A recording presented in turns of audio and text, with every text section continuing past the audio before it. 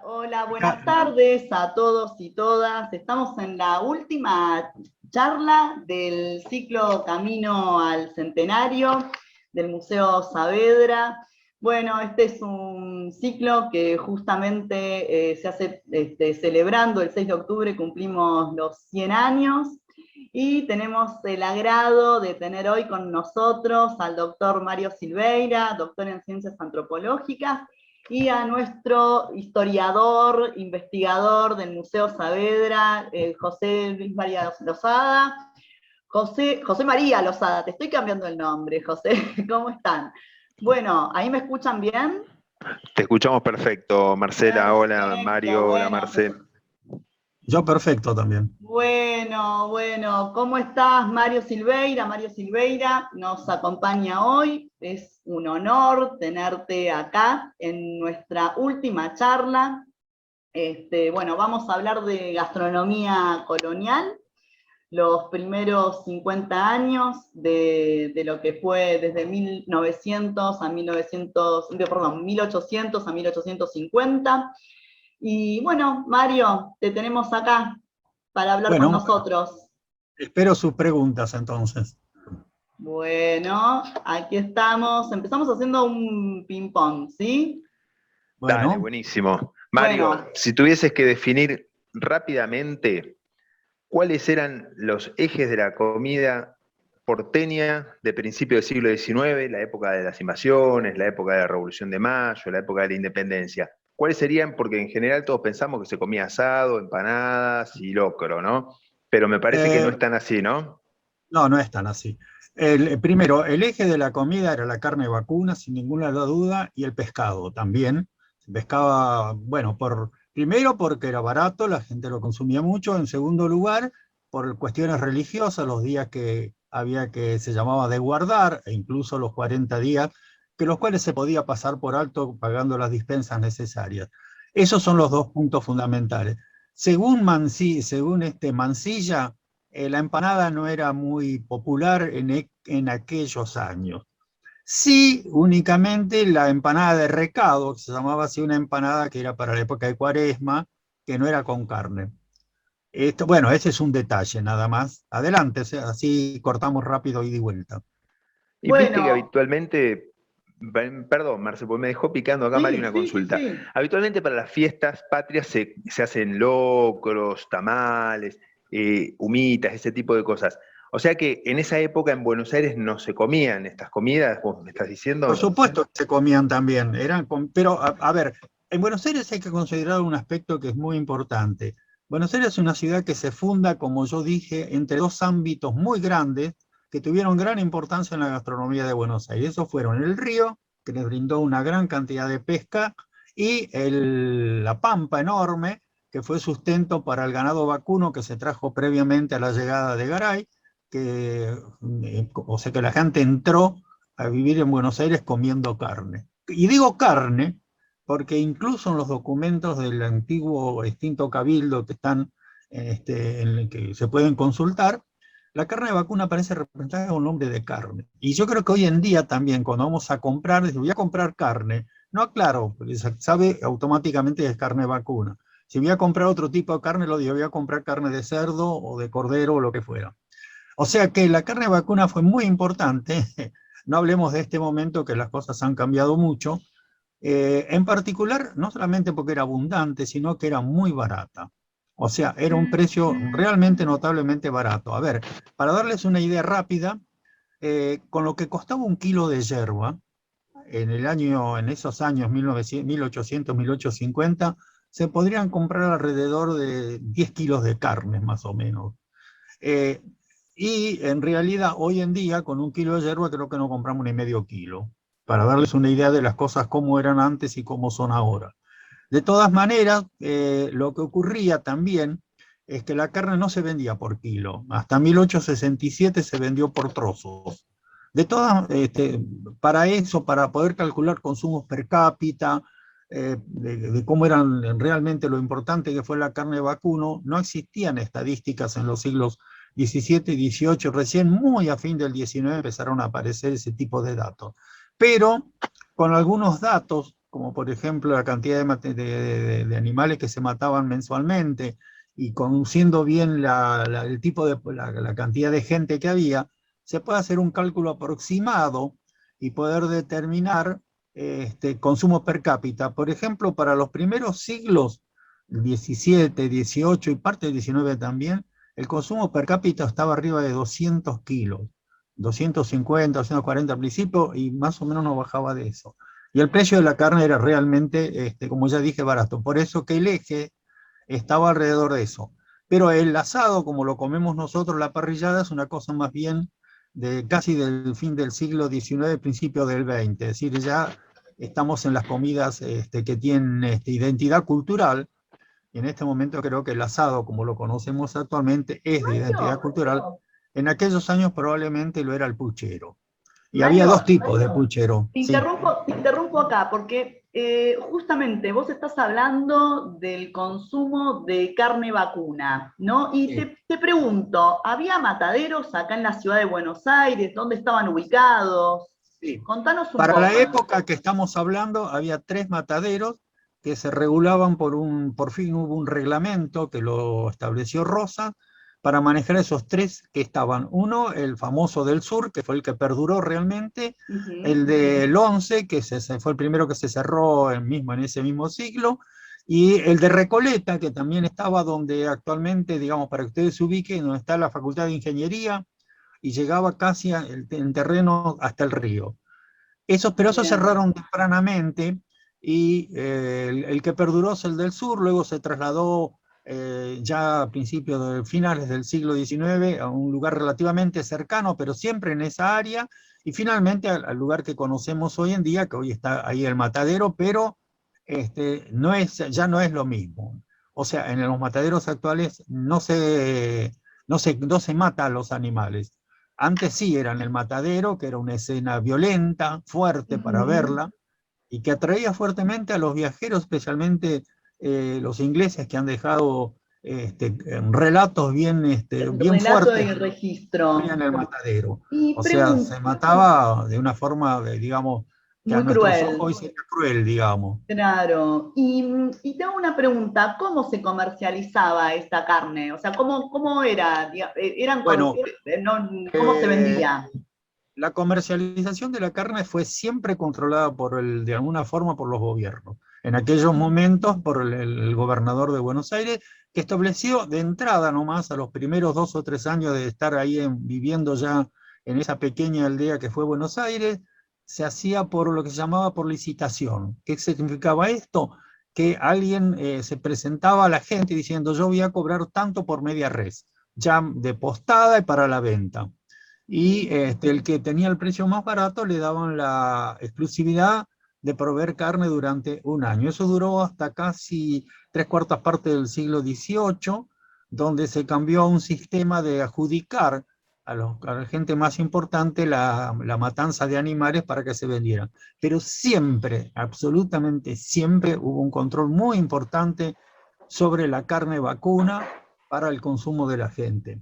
Y es una cosa que hasta el día de hoy perdura, pero en aquellos años era, digamos, el artículo de primerísima necesidad, era la carne y el pescado. Está bien, bueno, había otros elementos también que eran importantes, no hablemos de la yerba, que era de consumo masivo por todos, que también pero esto es otra cosa, no entra digamos, en realidad en la comida. Y mirando Pero un poco que hemos visto juntos, Mario, en estas charlas que hemos tenido previas, los dos, eh, yo vi imágenes de Emerick Vidal, de un pintor. Bueno, ¿cómo era la Plaza Mayor? Bueno, ¿Cómo se vendía? La Plaza Mayor, que es lo que hoy en día es la Plaza de Mayo, Plaza de Mayo. en aquellos años no estaba igual como está ahora, porque por la mitad la cruzaba otra recoba, o sea, una recoba transversal a la actual que hay, en forma perpendicular, digamos, que existió hasta un determinado momento en que fin del siglo XIX se demolió. De la parte que viraba hacia la casa de gobierno, hacia el fuerte en aquellos años, y casa de gobierno probablemente, ahí se hacía la feria, lo llamaba la Feria Mayor, donde se entraba con carros con bueyes, los bueyes se retiraban, quedaban los carros con las cosas que traían, por ejemplo, el que traía carne, el que traía elementos en gran cantidad, duraznos, por ejemplo, que era un consumo muy grande y que se vendía mucho, por una razón fundamental que entraba en la gastronomía. ¿Por qué y de qué manera? Porque la leña de durazno era la madera de durazno, perdón, era la que se utilizaba como leña, para lo cual se habían plantado miles y miles de plantas en los alrededores de Buenos Aires, Flores, por ejemplo, hacia la zona toda esa cercana de Buenos Aires, lo que eran lugares muy lejanos en aquellos años, y era un buen negocio, porque rápidamente se obtenían las ramas que se obtenían, o sea, ahí caían todos a vender los distintos elementos para la comida, las aves, los peludos, mulitas. Era un mundo muy, muy vívido para verlo, las vendedoras ambulantes que habían, las negras que vendían cosas, y especialmente la comida al paso, que era un frito de pescado, generalmente una pieza que se cobraba una moneda de cobre, que era 3, 4 centavos, era lo más barato que había para comer. Estaban en las fondas para que comiera la gente, había, salvo 2 o 3 que eran un poco mejores, eran para la gente que iba de trabajo más bien, Y seguramente el en aroma, la fonda de la Mario, Catalana, ¿sí? te hago una pregunta, y seguramente el aroma no era el mejor, digamos. No eran el mejor, ni la limpieza tampoco era lo mejor Tampoco. en la fonda, porque hacen una similitud que era como la rodilla de Mariquita que junta más basura que limpieza, o sea que no eran muy limpias. Además, Wilde, en su famoso libro de la aldea, la gran aldea, dice que si uno ya había comido, el olor que había a la comida en realidad causaba repugnancia. Pero bueno, Fíjate.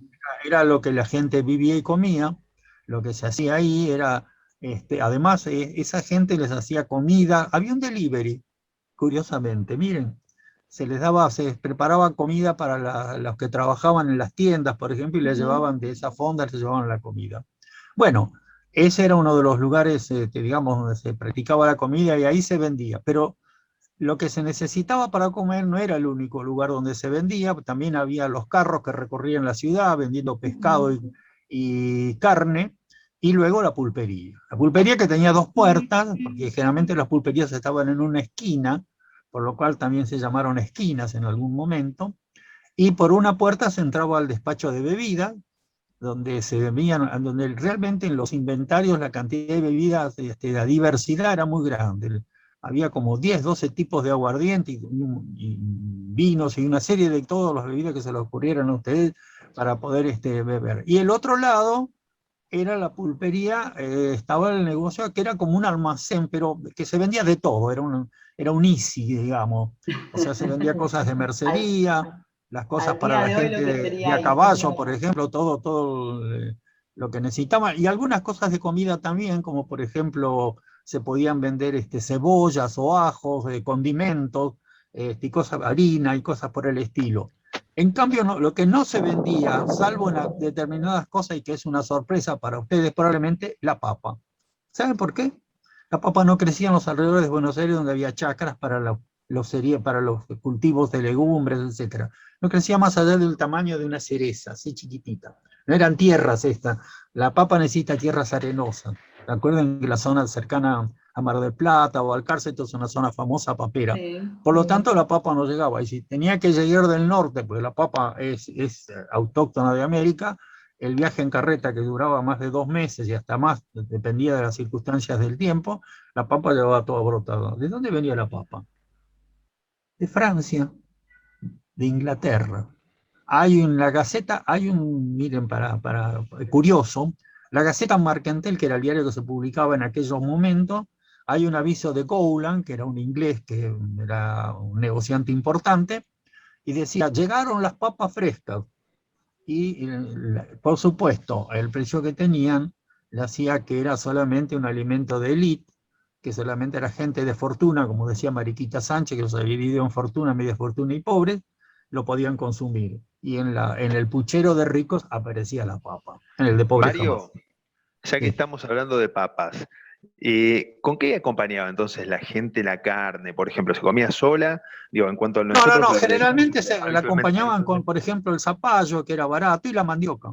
La mandioca era de consumo, esa Bien, venía de Paraguay porque había un contacto fuerte por vía fluvial. Eso se traían las batatas, que parecen que eran de muy buena calidad, por lo menos Calzadilla la celebra como un manjar, y algunos otros elementos, las frutas también venían todas de allá, las frutas, la naranja, la mandarina.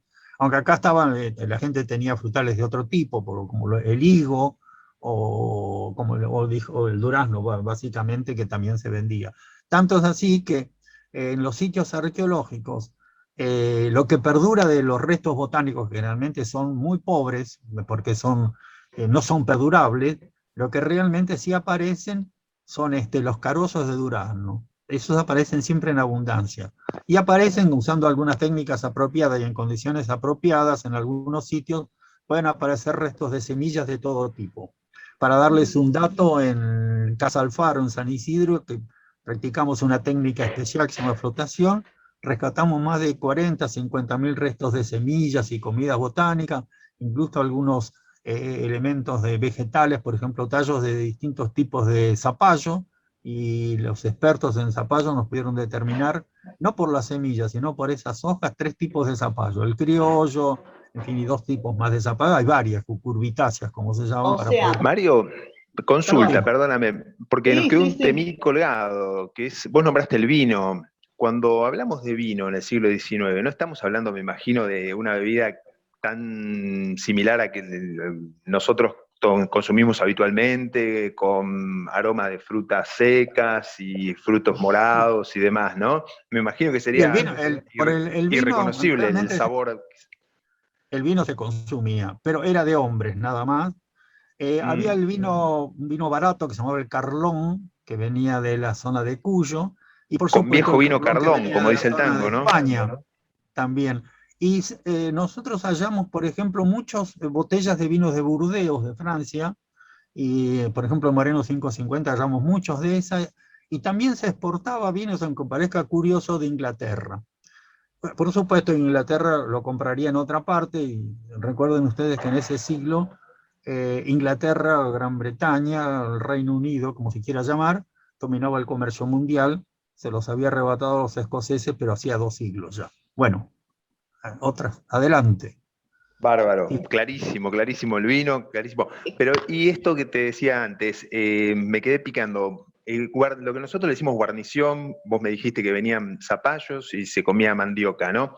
Las comidas que nosotros conocemos como tradicionales, digo, por ejemplo, las empanadas. Alguna charla que tuvimos alguna vez me comentaste que se consumía mucho en Cuyo, ¿no?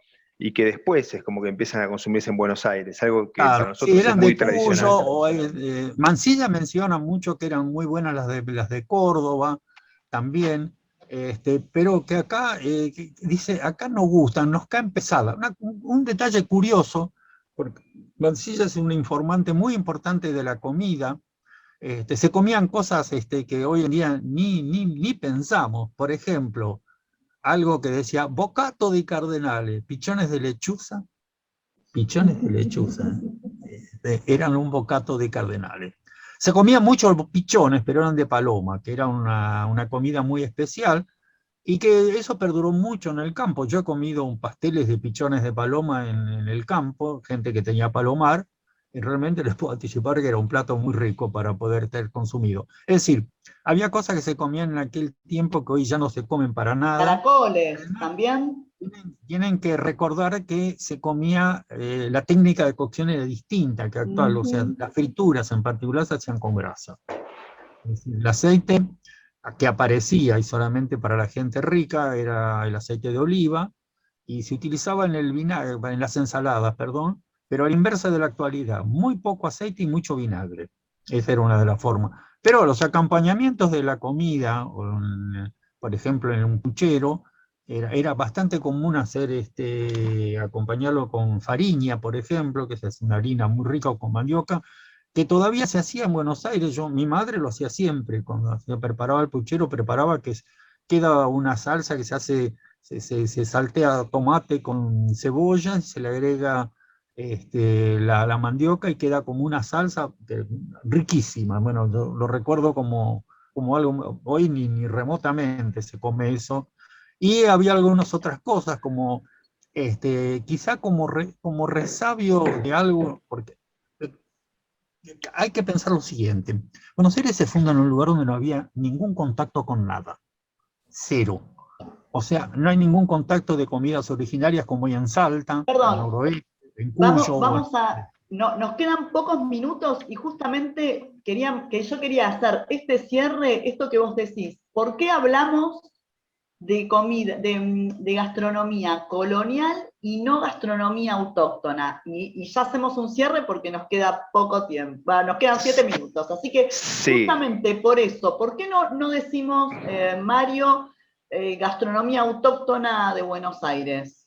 Y si me dejas, Mario, perdón. Sí, yo diría, a ver, hay una colega mía que prefiere decir estructura alimentaria de un área determinada. Entonces, es claro, cada área tiene sus tipos de comida. Hay un libro, por ejemplo, un recetario de comida de una señora Elizondo que diferenció todas las comidas en distintas áreas. Acá, digamos, los únicos que podían haber transmitido algo de alguna comida eran las esclavas afro, algo que se podía conseguir fácilmente. Imagínense que ustedes iban a la feria y podían comprar una mujer o un hombre o un chico negro y lo tenían toda la vida y lo pagaban. Eso hoy en día no existe, es un cambio social profundo también que hay que considerar cuando uno mira aquella época. La única comida que dicen que pueden haber sido de origen africano es el kibebe.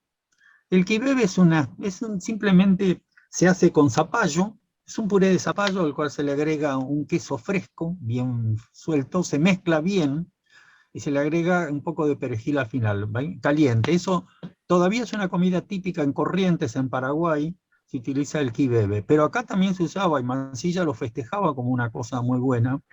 Y bueno, las comidas además, si queda poco tiempo, hay un recetario muy abundante, largo, había como 40 o 50 recetarios de comidas comunes para la gente, digamos. En realidad lo que hay mucho es para la comida de la gente de élite, que generalmente los recetarios siempre están dirigidos a ellos, y para la gente común hay algunos datos, algunos los han recordado y han dicho, como Brackenbridge o los hermanos Robertson, que hablan. Brackenbridge fue un enviado del gobierno norteamericano en aquel momento, y dicen que la gente pobre está exenta del hambre, porque siempre puede comerse un pedazo de carne que lo colocan en una olla con alguna verdura y con algún guiso, con eso pueden sobrevivir y comer bien. Y en realidad... Mario, sí. No, porque ya se nos corta y la verdad no quiero que se corte sin agradecerte toda tu sabiduría, todo tu conocimiento que nos hayas compartido. Y yo creo que es una pregunta que te la pido en 10 segundos porque se nos corta. El dulce de leche, que creo que es el dulce... Lo han inventado como argentino, pero aparentemente no se descubrió acá. Ducrot le hizo toda una historia en un libro de él, que yo una vez le pregunté, ¿y de dónde sacó todos esos libros y la receta de la perichona? Entonces el tipo me contestó, yo soy periodista, no soy historiador. Con eso me dio una respuesta. Aparentemente más bien viene de Chile, que se llamaba manjar blanco o algo por el estilo, pero no es autóctono de acá. Pero era muy popular, eso es otra cosa. Son esas cosas que prendió con mucha fuerza. A ver, vos sos historiador, ¿no es cierto? Sí, sí. Bueno, lo que pasa es que para la arqueología histórica va aliada a la historia. Es básico. Si nosotros tenemos que manejarnos con toda la información histórica cuando trabajamos arqueológicamente, y el marco teórico que yo utilizo, por lo menos, que es el mismo de un famoso investigador norteamericano, el marco teórico es fundamental. Hay que hacer un estudio teórico de lo que es los ingredientes que entran en la comida, para ver de qué manera se utilizaron, de qué manera se popularizaron, cómo se mantuvieron a lo largo del tiempo en Buenos Aires. Tenemos una historia del patrimonio gastronómico realmente muy rica, muy interesante, y que si nos fijamos en la actualidad, con unos cambios realmente muy profundos y muy interesantes, pero eso ya es otra historia. Yo más bien me especialicé en el pasado, como vengo de la arqueología histórica, y lo otro también lo otro también vale la pena considerarlo. Pero en aquellos años, la gente Mario, comía bien. vamos a tener que ir cerrando. La verdad que fue un placer enorme que tuvimos en nuestro museo. tenerte en la última charla, realmente nos gustó mucho. Y bueno, te esperamos para la celebración de los 100 años que se hace el 6 de octubre. Así que bueno, los esperamos a todos, vamos a ver de qué forma. Todavía la pandemia no pasó, así que veremos, tendremos diferentes actividades de modo virtual, algo presencial va a haber, pero bueno, realmente nos hemos dado un gusto enorme en tenerte con nosotros. Así que bueno, cerramos acá. Bueno, José María. Nada, agradecerle nuevamente a Mario toda su sapiencia, sabiduría y todo que haya compartido este conocimiento con nosotros. Así que Mario, un abrazo enorme, gracias y gracias Marce también. Por favor. Gracias a usted también.